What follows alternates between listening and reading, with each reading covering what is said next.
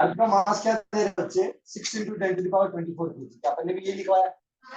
Moon का मास क्या दे रहा है यहाँ पे? 7.4 × 10⁻24 kg। और ये दोनों के बीच की डिस्टेंस कितनी दे रहा है बेटा? 3.84 × 10⁻5 क्लियर?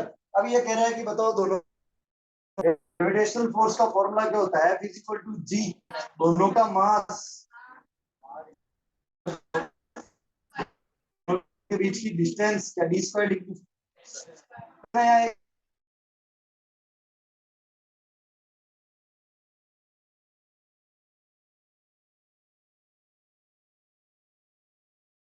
ऐसा यूनिट है नहीं है? फिजिक्स खत्म हो गई, मोशन अभी भी है। ऐसा यूनिट क्या होती है डिस्टेंस की? मीटर। तो इसको पहले मुझे किसमें कन्वर्ट करना है? मीटर में। तो देखो अगर मैं इसको मीटर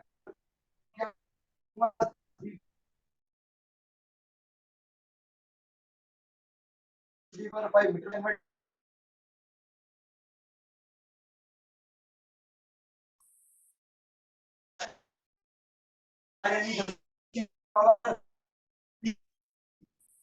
दस की पावर 3।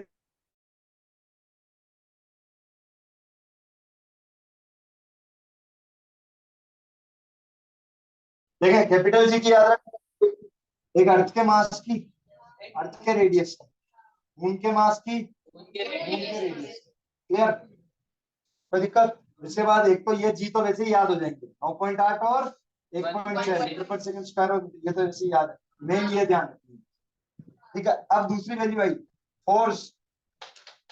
किस किस के बीच का? अर्थ का और मून के बीच का ग्रेविटेशनल फोर्स। इसकी वैल्यू भी ध्यान रखनी है। ये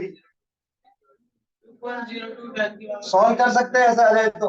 यार ये डिस्टेंस तो वो देगा, ये हमें इसने दे दिया, नहीं दिया तो ये डेरिवेशंस में हमारे काम आएंगे। ये रेडियस और ये सारी चीजें, तो इनके एक अलग से लास्ट में वैल्यूज की टेबल बना देना कि ये वैल्यूज तुम्हें याद रखनी है। अरे कोई दिक्कत? क्लियर? कल एक डेरिवेशन करवाया था मैंने कि the mass of the weight of object on earth is 6 times the weight of object on moon. Earth पे किसी ऑब्जेक्ट का वजन मून पे कंपैरिजन में कितने गुना ज्यादा होता है? 6 गुना। इसका डेरिवेशन करवाया था, उसमें भी ये वैल्यूज काम आई। यार कोई दिक्कत? एक अगर क्वेश्चन आ जाए, वो कहते हैं कि prove that the value of gravitational acceleration do not depend on the mass of the falling object. How will you prove it? Prove that the value of gravitational acceleration do not depend on the mass of falling object। ये marker गिर रहा है और इधर से ये किताब गिर रही है, दोनों में एक्सेलरेशन कितना? 9.8। क्या है मास पे डिपेंड कर रहा है? कल ही बताया ना, गिरा के यहाँ पे किताबें फेंक दी थी। नहीं कर रहा है तो कैसे प्रूव करोगे? नोट्स में करवा रखा है। कैसे? F = G/m/r²। ये अर्थ का हो गया या किसी का भी हो गया। इधर मैं F को क्या mg लिख सकता हूँ? G/m/r²। ये m से m कट गया। ये जो g आ रहा है क्या ये छोटे वाले मास पे डिपेंड कर रहा है क्या? नहीं कर रहा है। ये देखो प्रूव कर दिया। और उसमें मैंने नोट भी लिखवाया था, नोट्स में नोट लास्ट में कि the gravitational acceleration do not depend on the mass of the falling object. Clear? तो ये इस तरह से एक तो इस एग्जांपल को मार्क करो 10.1 को, जिसमें जो वैल्यू दे रखी है अर्थ और मून के बीच के ग्रेविटेशनल फोर्स की वैल्यू है। मून इंपॉर्टेंट है बेटा, क्लियर ना? अर्थ के साथ अच्छे संबंध है चांद के, तो इसीलिए हमने दोनों के बीच में ग्रेविटेशनल फोर्स देखा। क्लियर ना? दोनों पे जी देखा और कहीं नहीं देखा। दोनों पे छोटा जी देखा, दोनों के बीच में ग्रेविटेशनल फोर्स देखा, दोनों का मास देखा, दोनों की रेडियस देखी। तो ये सारा मून के ख्याल में, इसलिए ये मून की वैल्यू ध्यान रखेंगे इसलिए। कोई दिक्कत? क्लियर? ठीक है, सीधा है एग्जांपल नंबर 10.2 और किताब बंद कर दें, तुम पीपोगे। इधर देखो, सॉल्व एग्जांपल करवा रहा हूँ। 2 बेटा इसकी थ्योरी ध्यान से करें, स्कोरिंग चैप्टर है। स्कोरिंग कैसे कि बाकी से ये होता नहीं, तो इसमें ग्रिप बना होता है कि तुम करके और नंबर उठा सकते। इजी है और स्कोरिंग है, दिखने में हार्ड लगता है और जी जी आ गए। थोड़ा बुद्धि का शांत रूप से प्रयोग करे तो बहुत इजी चैप्टर है। आधी चीजें तो वैसे ही कट रही है, आधे आंसर वैसे ही रटने, समझ रहे हो ना? याद रखने में आधे आंसर तो वैसे ही। ये कह रहा है car falls off a left, ऊपर से एक गाड़ी गिर गई, गिरती हुई गाड़ी। क्या है ये? गिरती हुई गाड़ी। चार वाली को नहीं गिराएंगे, नहीं आती। क्लियर। अब सुना ये बेटा ग्राउंड पे आती है 0.5 सेकंड में, इसमें आती है ऊपर से गाड़ी गिर रही है, ये पहाड़ था, यहाँ से आधा पहाड़ है, ये गाड़ी गिर रही है यहाँ से, क्लियर ना, और ये नीचे आती है कितने सेकंड में, 0.5 सेकंड में। ये कह रहा है टेक जी 10 मीटर पर सेकंड स्क्वायर। बेटा जब तक क्वेश्चन में नहीं बोले तब तक 10 मत ले लेना। मैं इसने कहा है इस बार, इसलिए हम 10 मीटर, क्या पूछ रहा है, what is the speed on striking the ground. गाड़ी ऊपर से नीचे गिर रही है, वी फाइंड करना, बताओ यू कितना है जी। फ्री फॉल होगा अब इसका, ऊपर से गिर रही है, ऊपर वेलोसिटी जीरो रखनी है, चाहे ऊपर से गिरो या नीचे से फेंको, ऊपर वेलोसिटी जीरो रखनी है। तो ऊपर से गिर रही तो इनिशियल जीरो, फाइनल फाइंड करनी है, क्लियर। तो देखिए ये पहले सवाल के लिए सीधा क्या लगाएंगे, v equal to u plus, बेटा नीचे गिर रही तो जी पॉजिटिव लेंगे, बिल्कुल। v फाइंड करना है, u कितना है, 0 प्लस 10 टाइम कितना लगा, 0.5, कितना आ जाएगा 5 से, कितना आ जाएगा 5 से, कोई दिक्कत, 5 मीटर पर सेकंड। इस वेलोसिटी के साथ ये गाड़ी नीचे गिरेगी। इसी का सेकंड पार्ट देखें, what is the average speed during the 0.5 second. अब सुनना यार बेटा, ये क्या पूछ रहा है, एवरेज स्पीड क्या पूछ रहा है, तो तुम यहाँ इक्वेशन मत लगाना, एवरेज स्पीड इक्वेशन से नहीं निकाली जाती, इक्वेशन से तो क्या इनिशियल स्पीड और फाइनल स्पीड ये निकाली जाती। तो एवरेज स्पीड के लिए तो एवरेज स्पीड का फॉर्मूला लगाना पड़ेगा। क्या होता है एवरेज, दो फॉर्मूले होते हैं, total displacement upon total distance upon total time, या initial speed plus final speed by 2, अरे final plus initial by 2, clear. वो फॉर्मूला, या तो टोटल डिस्टेंस अपॉन, अरे बस, या तो total distance upon total time, यहाँ डिस्टेंस डिस्टेंस की बात ही नहीं कर रहे, हटो, क्लियर। या फिर क्या लगा सकते हैं, final speed plus initial speed by 2, क्या फाइनल मुझे पता है, इनिशियल पता है, देखिए v प्लस एवरेज स्पीड किसके बराबर होता है बेटा, v plus you by 2, v कितना है बेटा, बिल्कुल एक है, तुम डिस्टेंस फाइंड करो, डिस्टेंस फाइंड करके उसको किससे डिवाइड करो, 0.5 से, 0.5 से डिवाइड करो, क्या निकलेगी तुम्हारी, पर उसने पहले डिस्टेंस फाइंड करना, यहाँ डायरेक्ट आंसर आ रहा है, v की वैल्यू कितनी 5 प्लस 0/2, आंसर क्या 2.5 आ जाएगा, क्या लगेगा, सीधा फॉर्मूला, क्लियर। फॉर्मूला ये भी लगा सकते हैं एवरेज स्पीड का, कौन सा बच्चा, total distance upon total time, लेकिन फिर वही तुम्हें यहाँ पे क्या कैलकुलेट करना पड़ेगा पहले, क्योंकि टाइम तो तुम्हें दे रखा है 0.5 सेकंड नीचे आने का, तुम्हें कितना नीचे गिरी वो कैलकुलेट करना पड़ेगा, जिसको कैलकुलेट करने के लिए सीधा एवरेज स्पीड का ये फॉर्मूला लगाए। हाँ नहीं, स्पीड का फॉर्मूला तो यही होता है v प्लस यू बाई 2, और वेलोसिटी का v minus you by T, वहां एक्सेलरेशन रिटार्डेशन और सब फॉर्मूले कभी चेंज नहीं होते। एक्सीलरेशन चाहे गाड़ी की स्पीड बढ़ रही हो या घट रही हो, फॉर्मूला तो यही रहेगा v माइनस यू बाई, और यहाँ भी कुछ भी हो रहा हो फॉर्मूला तो यही रहेगा v plus you by. Average निकालना है, एवरेज दो चीजों को जोड़ के उनको दूसरे डिवाइड किया जाए, फॉर्मूले कभी चेंज नहीं होंगे। अरे ठीक है, हाँ v plus you upon T, ये फॉर्मूला है एवरेज स्पीड का, नहीं v माइनस मत कर देना, v माइनस का हो रहा है एक्सीलरेशन में, v माइनस यहाँ है, और एवरेज स्पीड में v प्लस यू, यहाँ नीचे आता है टाइम और यहाँ आता है 2, क्लियर। तीसरा सवाल देखें बेटा क्या कह रहा है, how high is the ledge from the ground, ledge मतलब जहां से ये गाड़ी गिर रही है वो ग्राउंड से कितनी, यानी क्या फाइंड कर लो इसकी हाइट, क्या फाइंड कर लो हाइट, लगाए कौन सी इक्वेशन लगाओगे, थर्ड वाली भी लगा सकते हैं और सेकंड भी लगा सकते हैं। गिरना तो क्या है, इससे तो गिरेगी नहीं, लेकिन गिरना तो जहाँ ये खत्म हुई खाई, यहाँ से क्या चालू हो गई है, यहीं से गिरना चालू हुई, तो हाइट तो पूरी ये कैलकुलेट करनी है ना, तो उसने कितना गिरी वही तो, एच स्क्वायर कितना आया था 5, 5 का स्क्वायर 25 का, ये 0 प्लस 2 इंटू 10 इंटू एच का, ये 20 एच बन गया, ये कितना है 25, तो एच कितना आ गया बेटा 25 बटे 20, करो सो 4 में 8, 1.2 सेंटीमीटर यार, 8 2 0 1.25 मीटर, तो दिक्कत ये निकाल दी हमने, क्लियर, समझ में आ रहे हैं सवाल, घर जाके वापस किया करो इनको, ठीक है ना, बिना देखे, जो जो यहाँ कर रहे हैं बस वो जाके कर ले, जितने नंबर आ जाएंगे, अलग से कुछ नहीं करना, clear. Winners don't do different things, they do it differently, चीजें अलग नहीं करते हैं बेटा, चीजों को अलग तरीके से करें, चीजों को अलग अलग चीजें ना करें, चीजों को अलग तरीके से करें, अलग तरीके से जो बताया उनको घर जाके वापस देखें एक बार, ये अलग तरीका पढ़ने का, तो कोई नहीं करेगा, कोई डिफरेंस क्रिएट करेगा। और नजर बदलो नजारे बदल जाएंगे, कोई बात है। अरे ठीक है, ये पंक्तियां बहुत इंस्पायर करती है, और लिटरली ये चीजें हैं, अलग कोई कुछ नहीं करता, अलग तरीके से करता है। नजर बदलो नजारे बदल जाएंगे, सोच बदलो सितारे बदल जाएंगे।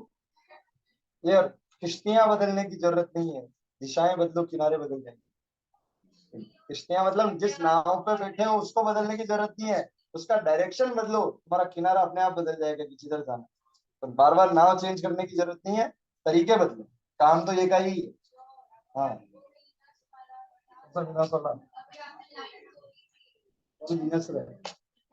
विनर्स वाला ये था कि winners don't do things different things. Winners मतलब कि जीतने वाले। अरे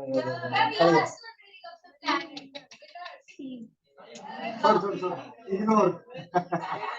अब इधर देखा एग्जाम्पल 10.3 क्या कह रहा है, an object is thrown vertically upward and rises to height of 10 metre. पत्थर को यहाँ से फेंका, हर चीज में भैया डूबना है तो भी पत्थर ले, फेंकना है तो भी पत्थर ले। पत्थर को यहाँ से फेंका और ये कितनी हाइट तक चला गया।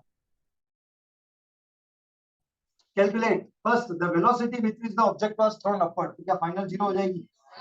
क्यों फाइंड करनी है, पहला तो ये। दूसरा क्या कह रहा है, the time taken by the object to reach the, यहाँ से यहाँ जाने का टाइम। क्या जी तुम्हें उसने कुछ दिया, नहीं दिया, तो जी किसमें लोगे, माइनस का 9.8 मीटर पर सेकंड स्क्वायर, क्योंकि बोल ऊपर। सबसे पहले देखें क्या फाइंड करें बेटा अपन, यू फाइंड करना है। क्या फाइंड करना है, u. v is equal to u plus time भी फाइंड करना है साथ में।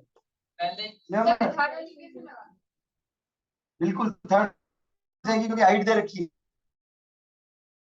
h, यानी कि तो v square equal to u square plus 2gh। v स्क्वायर कितना, 0, u तो फाइंड करना है स्क्वायर, माइनस 2g कितना 9.8, h कितना बेटा 10, क्या ये 980 बनेगा? 980 को 2 से गुणा करो, 8 दूनी 16, 9 दूनी 18, 1 19, 1960 आएगा क्या बेटा? ये 10 से मल्टीप्लाई होगा तो 96 इंटू 2 हो गया ना। अरे 980 मतलब इसको इससे मल्टीप्लाई किया तो 980, फिर पॉइंट यहाँ लगाओगे तो क्या बन गया 98, और इस 98 को किससे मल्टीप्लाई करोगे 2 से, और ये क्या बना यू स्क्वायर 0। 8 बोलने में स्पीड वही आती है यार ना। 8 दूनी 16, 6 18, 196 minus u square equal to 0। भेजो उधर, यू स्क्वायर इक्वल टू 196, इसका क्या ले लो रूट, क्या आएगा 14, 14 का स्क्वायर 196 पक्का, 14 मीटर पर सेकंड। ये क्या है 14, 196। इसमें एनसीईआरटी में देखना आंसर ये छोड़ रखा है रूट 196 है। अगर आपको पता है तो सॉल्व कर देंगे, 14 का स्क्वायर 196 होता है तो 196 का रूट 14 होता है। क्लियर?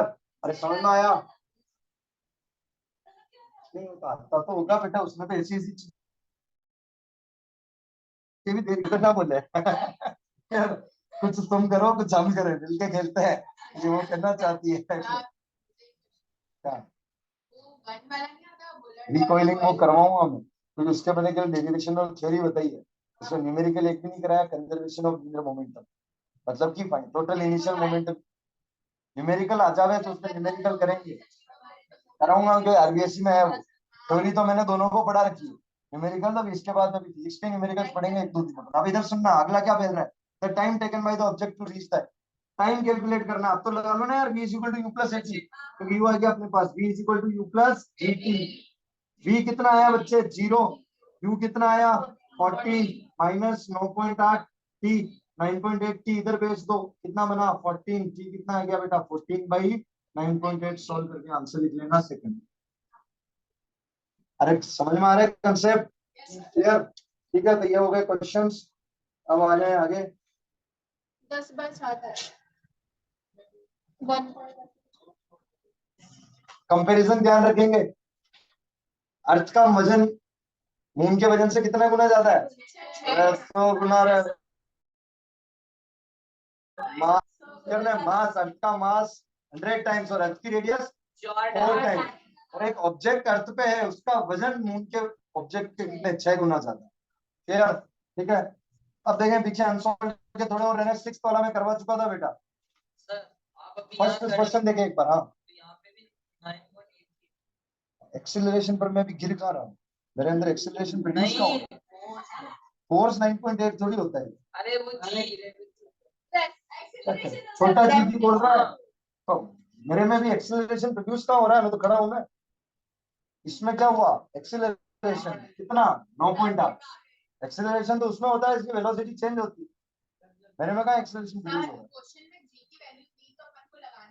जी की वैल्यू 10 देगा तो लगानी, नहीं देगा तो क्या लेंगे 9। मन से नहीं कि 10 लगा देता हूँ हिसाब से नहीं। एक बार क्वेश्चन नंबर फर्स्ट देखें अनसोल्व का, करना देंगे इसको हो सके तो। चलो इधर देखो, मैं करा रहा हूँ, इधर देखें क्वेश्चन नंबर 1। ये अगर नहीं फर्जी क्वेश्चन हो रही distance between there is reduced to half. मैं कहता हूँ दो ऑब्जेक्ट के बीच का फोर्स है m1 m2 by r square. अब ये कह रहा है कि मेरी रेडियस को मैं क्या कर दूं, हाफ कर दूं, तो बताओ फोर्स पे क्या इफेक्ट आएगा। F2 कैलकुलेट करो, g m1 m2। इस बार वैल्यू क्या लगाओगे, r/2 का स्क्वायर। ये क्या बनेगा, r स्क्वायर बाई 4। डिनोमिनेटर का डिनोमिनेटर न्यूमरेटर क्या है, ऊपर 4 से मल्टीप्लाई हो जाएगा। ये किसके बराबर है, F1 के, तो F2 क्या बन गया 4 टाइम्स ऑफ F1। समझ में आया। मेरी बात सुनो बेटा, क्या फोर्स इनवर्सली प्रोपोर्शनल है रेडियस ऑफ स्क्वायर। तुमने रेडियस को क्या किया, अच्छा मैं रेडियस कम करता हूं तो फोर्स बढ़ता है क्या। अगर यहाँ स्क्वायर नहीं होता तो मैं रेडियस को आधा करता तो फोर्स भी आधे से बढ़ता। अगर मैं रेडियस को 2 गुना कम करता तो फोर्स भी 2 गुना बढ़ता। लेकिन यहाँ मैंने क्या लगा रखा है, स्क्वायर।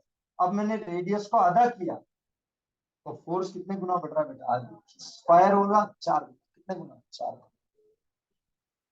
अरे क्लियर, स्क्वायर लग रहा है r/2 किया तो 2 का स्क्वायर होगा। ऐसे ओरल आंसर ना देने की जगह सॉल्व कर ले। यहाँ रखें r/2, तो r/2 में क्या बन जाएगा बेटा, r स्क्वायर बाई 4। 4 को इधर भेज दिया, क्या बन गया, 4 है भाई, 4 है। 4 गुना बढ़ जाएगा फोर्स, क्लियर। रेडियस को कम, और इसी तरह सिमिलर क्वेश्चन कल मैंने करके लाने को दिए थे, कितनों ने किए, एक। बाकी घर जाके ऐसा क्या करते हो तुम, या तो तुम्हें इंस्टाग्राम से फुर्सत नहीं मिलती, या रील्स बनाने वाले पागल हो गए आजकल। फोर्स तो दोनों पे अलग अलग लग रहा है। ऑब्वियसली मैं कहता हूँ कि जैसे ये अर्थ है नीचे, यहाँ एक ऑब्जेक्ट है m1 मास का, अर्थ का मास लिया मैंने m। एक है m1 मास का और एक m2 मास का, और इन दोनों की डिस्टेंस सेम है r मान लो, क्लियर। यहाँ इस पर फोर्स लिखता हूँ तो क्या लिखता हूँ, F1 equal to g capital M E mass of earth m1 by r square. यहाँ इस पे फोर्स लिखता हूँ तो क्या लिखता हूँ, g m E m2 by r square.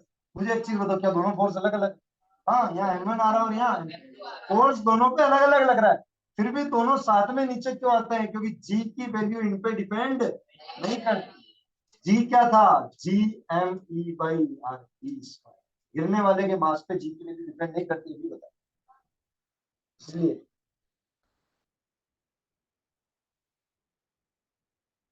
Clear. Question number 3 solve करो। अब सुन, वो नहीं है, इधर सुनना। क्वेश्चन नंबर 3 क्या कह रहा है, ये कह रहा है what is the magnitude of gravitational force between the earth and a 1 kg object. ये तो क्या ली, अर्थ, और इसके ऊपर एक 1 kg का ग्रेविटेशनल फोर्स लगेगा। फोर्स की वैल्यू बतानी है, इससे मास दे रखा और अर्थ की रेडियस भी दे दी। लगाओ formula, F is equal to G mass of earth mass of body by radius of earth का स्क्वायर। फोर्स फाइंड करना है, जी 6.67 × 10 की पावर -11। क्लियर। अच्छा सुनना एक चीज, ये चीज क्या बन गई, ये एम क्यों कटेगा, यहाँ फोर्स निकालना है, एम से एम क्यों कटेगा, जी थोड़ी फाइंड करना है, फोर्स कैलकुलेट करना है। तो ये फॉर्मूला बन गया F G M E by R E square. Value रखो ना सीधी, 6.67 × 10 की पावर -11। मास कितना दे रखा है, 6 × 10 की पावर 24। रेडियस दे रखी है 6.4 × 10 की पावर 6 का स्क्वायर। कोई दिक्कत, सॉल्व करके आंसर निकाल लेंगे।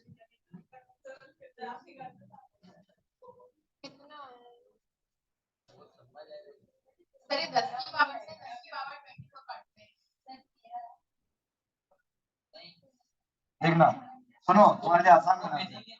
अरे इधर देख, तुम्हारे लिए आसान बनाते हैं। सर उस 10 की पावर को ऊपर भी तो भेज सकते हैं। ये कट के यहाँ हो जाएगा 10 की पावर 12। ये अपनी कट जाएगा 10 की पावर 1, 6.67 इंटू 10 की पावर 1, 10 इंटू 6 भाई 6.4 इंटू 6.4। इस पॉइंट को और लो इतना सिंप्लीफाई कर दिया। अरे एक बचा ना, मैं सिखाता हूँ।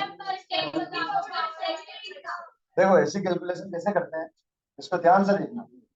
इसको मैं लिख रहा हूँ 6.67 इंटू 10 की पावर -11 इंटू 6 इंटू 10 की पावर 24 अपॉन, क्या इसका स्क्वायर हो रहा है? स्क्वायर का मतलब 2 बार मल्टीप्लाई करना होता है। ठीक है, यहाँ पावर का स्क्वायर हो रहा है, ये मल्टीप्लाई हो गया 6 दूनी 12, क्या बन गया 10 की पावर 12। ऊपर है 10 की पावर 24, नीचे 10 की पावर 12, ये कट के यहाँ क्या रह जाएगा 10 की पावर 12। सर ऐसे करो। अरे हम इसको इससे गुणा करना है, 6 को 6 से मल्टीप्लाई नहीं करना है। अरे 6 6 इंटू 2 करते हैं, ये अलग तरीके से होते हैं पावर। क्लियर ना, पावर मल्टीप्लाई में जाते हैं, ऐसे मल्टीप्लाई नहीं होते। क्लियर, सर ऐसे भी कर सकते हैं, 12 को ऊपर भेजते हैं तो -12 एक ही बात है। देखें सुनना इधर, अगर मैं इस 12 को ऊपर भेजता हूँ तो इसका पावर क्या हो जाएगी 10 की पावर -12। यहाँ कितना था 10 की पावर 24, इसको ऊपर भेजा मैंने तो ये प्लस माइनस होके क्या बन जाएगा यहाँ 12। अब देखना 10 की पावर -11, 10 की पावर 12, क्या बच जाएगा 10 की पावर 1, ये बच गया तुम्हारे पास। फिर करो सो 10 की पावर 1 मतलब 10, यानी ये कितना बन गया बच्चे 60। ये इक्वेशन बन गई 6.67 इंटू 60 अपॉन 6.4। अब एक और चीज देखें सुनना, यहाँ से कितने जीरो आए, यहाँ से कितने जीरो गए तो ये सौ कट गया, कितना बचा 667 इंटू 60/64 इंटू 64। इसको तो कर रहे यार, काटो ना 2 की टेबल से 30, कितना आएगा 32, जब वापस कटेगा इधर 15, इतना कितना 16। ठीक है, अब इधर में सब तो सॉल्व करना पड़ेगा, करो। इतना इजी हो गया ना 667 इंटू 15 अपॉन 64 इंटू 16। अपन ने काट दिया। तो ये कैलकुलेशन सोल्व करना समझ में, अरे ऐसे क्वेश्चन कभी आएंगे नहीं, मैंने कल बताया कि अगर ऐसे वैल्यू एक आधा तो वो देगा कैलकुलेट करने के लिए। सर अगर पावर वाले तो आएंगे ना यार, एक आधा तो कैलकुलेट करने के लिए देगा। अगर अर्थ वाला आ जाए तो डायरेक्ट अर्थ और मून वाला आ जाए तो मैंने तुम्हें डायरेक्ट आंसर बता ही दिया, हाँ। लेकिन यहाँ 1 kg ऑब्जेक्ट का आ गया तो एक आधा क्वेश्चन सोल्व करना ऐसे आना चाहिए। क्लियर ना, सारी जगह यही है, सिखा दिया ना, और कैसे आता है। सबके notes। सुने, पावर को जब भी ऐसे स्क्वायर होता है तो पावर को मल्टीप्लाई करना, 6 दूनी 12, जब भी ऊपर जाती है तो पावर का साइन चेंज हो जाता है। और अगर कहीं ऐसा लिखा हो जैसे 10 की पावर 24 इंटू 10 की पावर -12 तो ये ऐड होते हैं, जैसे प्लस माइनस क्या हो जाएंगे माइनस, कितना बच जाएगा 10 की पावर। क्लियर, चलिए अगला क्वेश्चन देखें। 6th क्वेश्चन पे आना है एक बार पीछे की तरफ। ये वही है हाफ। मैंने कल करवा दिया है पूरा, कल पूरा करवा दिया और सिमिलर होमवर्क भी दिए थे यार, कि एक का मास आधा करना, दूसरा होमवर्क था दोनों का मास आधा करना, और तीसरा क्या था रेडियस को आधा करना। ये 3 इसमें तो रेडियस डबल दे रखी है, एक का मास डबल, दोनों का मास डबल। मैंने चेंज किया था, एक का मास आधा, दोनों का मास आधा और रेडियस को आधा। रेडियस अभी अपन आधा करके आए हैं जस्ट, पहले वाले सवाल में फोर्स कितने गुना बढ़ गया था 4 गुना। ठीक है, ये क्वेश्चन कल करवा दिया, ये 13 भी करवा दिया बच्चे, 15 करवा दिया। यार 15 भी करवा दिया था मैंने, स्टार भी लगवाया था इसमें। सर ये भी हो गया था अपना 18 17 18 16 16 नहीं हुआ। अब सुनो यार, देखो 16 में सुनना, अब इसकी वैल्यू भी ध्यान रखेंगे। अभी थोड़े टाइम पहले हमने अर्थ और मून के बीच में क्या कैलकुलेट किया था, ग्रेविटेशनल फोर्स। इस बार ये कैलकुलेट करवा रहा है किसके बीच में, अर्थ और सन के बीच में। किसके बीच में, अर्थ और सन के बीच में। यार तो वो दे रहा है ना क्वेश्चन में, हमें तो मून का ध्यान रख नहीं दे रहा था, वो क्वेश्चन में दे रहा है। देखो क्या कह रहा है, F equal to mass of earth, तो 6 इंटू 10, जी की वैल्यू लगाए 6.67 into mass of earth mass of sun distance का स्क्वायर। अर्थ का मास दे रखा है ये तो हो गया 6.67 इंटू 10 की पावर -11। अर्थ का मास क्या दे रखा है 6 इंटू 10 की पावर 24। सन का मास दे रखा है 2 इंटू 10 की पावर 30 डिवाइड बाय डिस्टेंस क्या दे रखी है 1.5 इंटू 10 की पावर 11 का स्क्वायर। पीछे आंसर देख के लिख लो और उसको क्या करेंगे, अरे फिक्स है ये, कभी चेंज नहीं होंगे। इसको तो बोलिए क्लियर, कर चेक। हाँ मतलब ये वैल्यूज चाहिए। अब तुमको सन का मास इस क्वेश्चन में अलग है, उस क्वेश्चन में अलग है, ये थोड़ी संभव। सन का मास कोई सा भी क्वेश्चन हो उसमें सेम रहेगा, डिस्टेंस सेम रहेगी, अर्थ और मून की डिस्टेंस सेम है, तो वैल्यू रखी क्यों रहेंगे, तो सॉल्व नहीं करने पड़ेंगे उसे। ध्यान रखो यार। सर 3.56 10 की पावर कितना दे रखा है? 3.56 इंटू 10 की पावर 22 न्यूटन ये दे रखा है भैया। तो ये है किसके बीच का फोर्स। अरे देखो सॉल्व करना चाहो तो मेरे को याद करने के लिए कितना भी नहीं करेंगे सोल्व। 6.67 इंटू 10 की पावर -11। सबसे पहले इस 10 को कैंसिल कर देता। ठीक है, 30 में से 11 गए तो कितने बचे? 24 में से 11 गए तो कितने बचे? अरे ये ऐड होंगे कैसे हटा? ये दोनों प्लस में।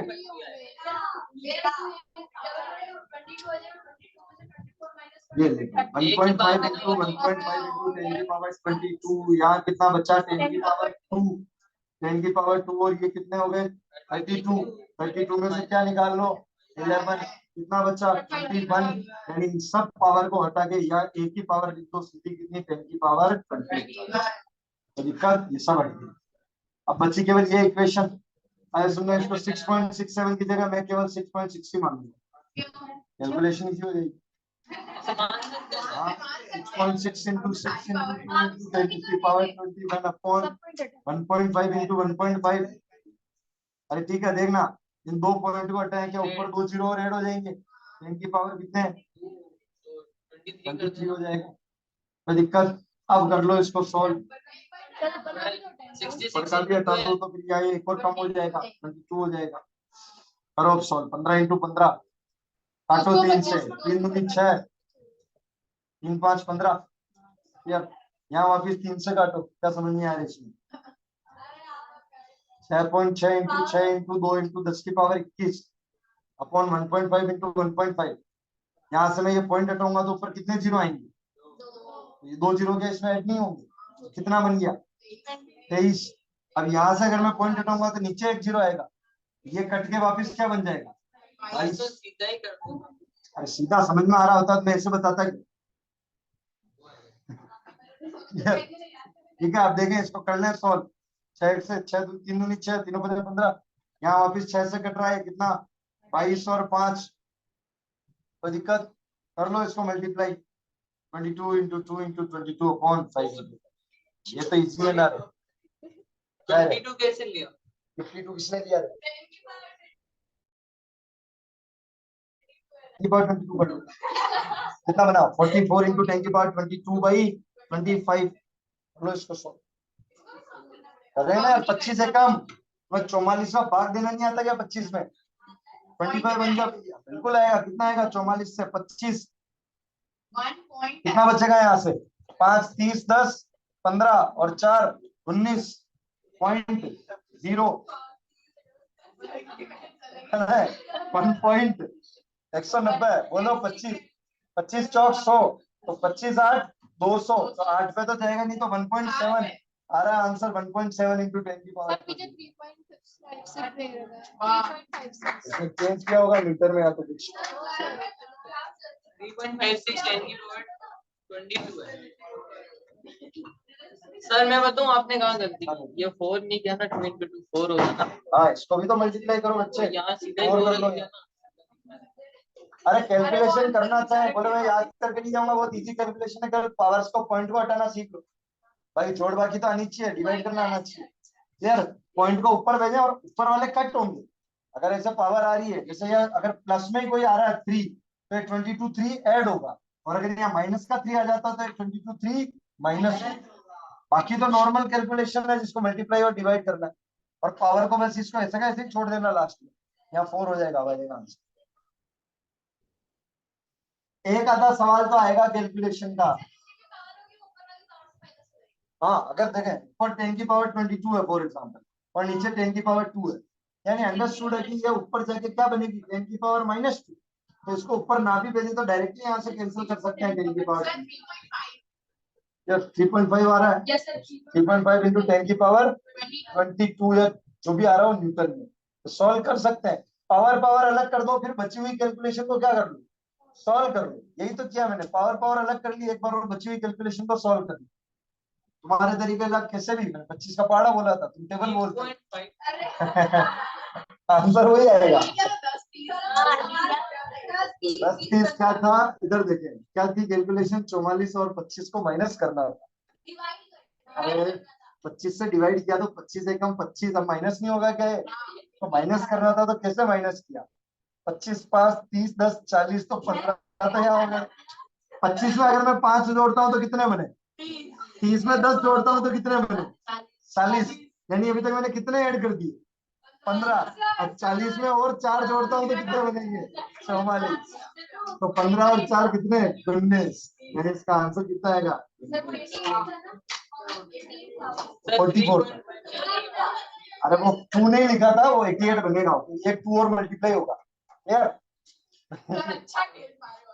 ये ओरली करने में तुम 25, जैसे 44 को 20 सीखे, इसको 25 माइनस करना, इसको ऐसे ना करें, 25 में इतने जोड़े की 44 बन जाए, उल्टा करें, कभी माइनस ना करें, 25 में इतने जोड़े की 44 बन जाए, तो वो जो जोड़ा वही तो आंसर है। तो 25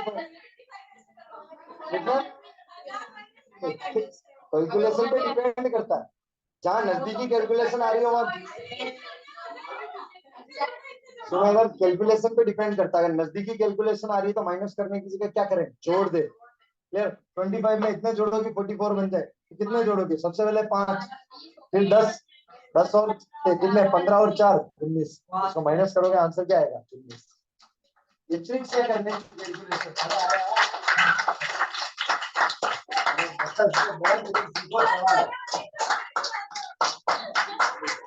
तो अगर आंसर याद नहीं भी करके जाते हो, मून वाला तो एक तो ध्यान रख लेना, लेकिन ये सन वाला क्वेश्चन दे दिया एग्जाम चाहिए, मतलब डेफिनेशन हम पढ़ रहे हैं, हमारे कोर्स में मैथमेटिक्स है, पावर को अलग करें और फिर क्या कर ले, बची हुई कैलकुलेशन को सॉल्व कर ले। 6.67 को अप्रोक्सीमेटली तुम क्या मान लेना, 6.6 मान, 0.07 का कोई फर्क नहीं पड़ रहा है कैलकुलेशन में। अरे इसको कितना फर्क आ रहा है 0.07 तो 6.6, वैल्यू जहाँ रखनी है वहां तो रखनी है, लेकिन तुम्हें पता है कि अब इस क्वेश्चन को तुम्हें सॉल्व करना है, तो तुम उसको क्या मान के करो 6.6 पूरा नहीं हटा सकते। मैं जब 7 हटाता हूं तो मैं क्या हटाता हूँ यहाँ से, 0.07 को माइनस करता हूँ, तब ये 0 ये सब इतनी छोटी वैल्यू का कैलकुलेशन में कोई फर्क नहीं आता, 6.6 ले सकते हैं। आंसर में एक आधा पॉइंट का फर्क आएगा, कैसे मार्क्स काट ले, तेरा आंसर आएगा 1.5, उसका आ रहा होगा 1.57, नहीं कैसे कट जाएंगे नंबर इसमें,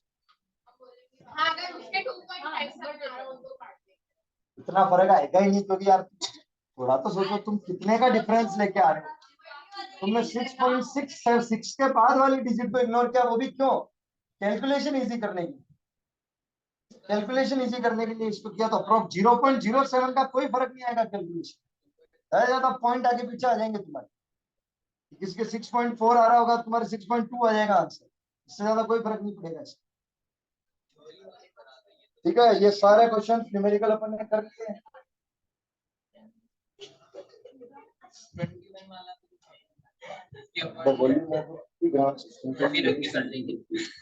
देखिए बेटा इधर क्वेश्चन नंबर 21, ये कह रहा है एक सब्सटेंस है जिसका वजन मास कितना दे रखा है 50 ग्राम, और इस सब्सटेंस की वॉल्यूम दे रखी है 20 सेंटीमीटर क्यूब, इसका मास दे रखा है 50 ग्राम और इसकी क्या दे रखी है वॉल्यूम यार, और यही वाटर की डेंसिटी दे रखी है तुम्हें बेटा कितनी 1 ग्राम सेंटीमीटर माइनस 3। अब ये पूछ रहा है कि बताओ ये पत्थर डूबेगा या नहीं, तो मुझे एक चीज बताओ, पत्थर को उसकी हायर डेंसिटी ने डुबोया, पानी में कहा दम, अगर यहाँ से ये पत्थर की डेंसिटी पानी की डेंसिटी से ज्यादा होगी तो ये डूबेगा। क्लियर, पानी की डेंसिटी क्या दे रखी है 1, डेंसिटी का फॉर्मूला क्या होता है मास बाई वॉल्यूम, मास कितना दे रखा है 50, वॉल्यूम कितनी दे रखी है 20, क्या 2 पॉइंट आंसर आएगा 2.5, वाटर की डेंसिटी 1, पत्थर की डेंसिटी 2.5, पत्थर क्या होगा, तो क्योंकि पत्थर को उसके हायर डेंसिटी में डुबोया पानी में,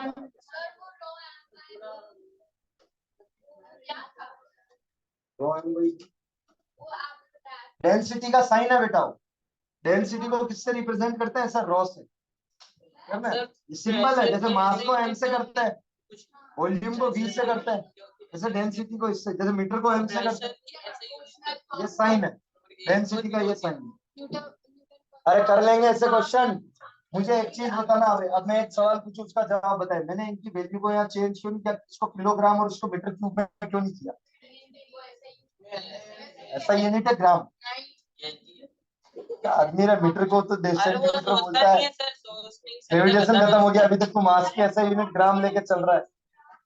अरे बेटा ये भी तो किसमें, ये भी इसमें ही दे रखी है ग्राम और सेंटीमीटर में, तो मैं इसको इसमें निकाल लूं और क्या कर लूं, कंपेयर कर लूं। इसकी डेंसिटी 1 ग्राम सेंटीमीटर क्यूब, मतलब 1 ग्राम पर सेंटीमीटर क्यूब।